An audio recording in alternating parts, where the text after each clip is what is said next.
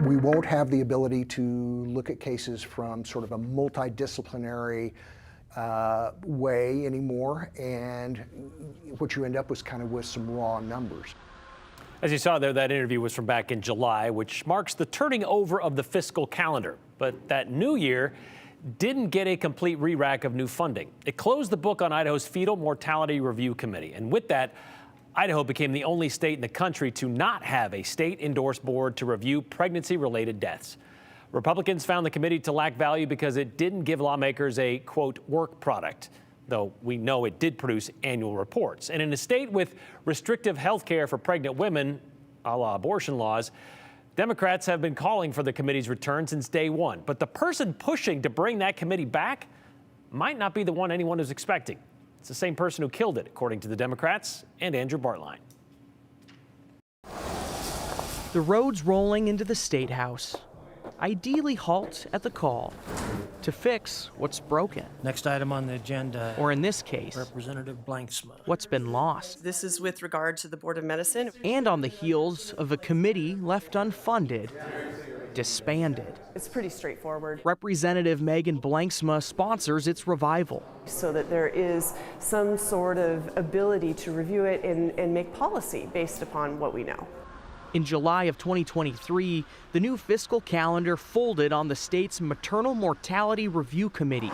The group was tasked to investigate pregnancy-related deaths. But after 4 years, Republican leadership decided it delivered on fewer favors than promised. While they were reviewing data, there was nothing for the legislature to review. Blanksma says her bill patches that disconnect because the data is still gathered by Health and Welfare. And people forget that. This bill brings back the committee, but now under the oversight of the State Board of Medicine. Streamline the process and then provide the findings for the state legislature. It's a welcomed pitch on the other side of the aisle. Yeah. Especially to Alana Rebel. If we're getting to the bottom of why women are dying and they're preventable deaths and we can address that, it's a good thing. But Rebel's still quick to point out this is a problem the legislature created for itself in the first place. I suspect she got a lot of political heat for her role in ending that committee last year.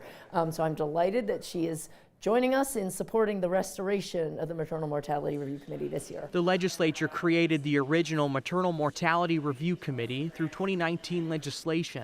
It produced 4 reports in total and reviewed pregnancy-related deaths from 2018 to 2021. It found 41 of 43 deaths were preventable, which sounds like valuable information. If you look at the dates on the reports, they didn't come out until after the committee sunset. Well, sorta. The committee completed the final report just 1 month before disbanding, though it analyzed data that was already 2 years old. We heard a GOP lawmaker tell us. Dr. Stacy Seibs sat on that committee and answered this concern last summer. We were establishing a baseline to try and figure out where we were at and where we were going. It's not the type of work that is reactive, okay? It's trying to put together the trends, find out what are the biggest problems, investigating to see what needs to be done. That baseline the committee says it established now lacks a multidisciplinary review over the last 2 years of raw data.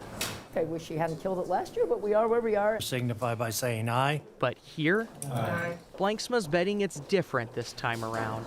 More oversight, more accountability. We shouldn't be creating committees to create committees. That's not the point. The point is to get the data review so that we can make good policy based upon the data that we're getting. This was an introduction hearing today, so time will tell if this is a bill that gets legs under it and makes its way through the legislature.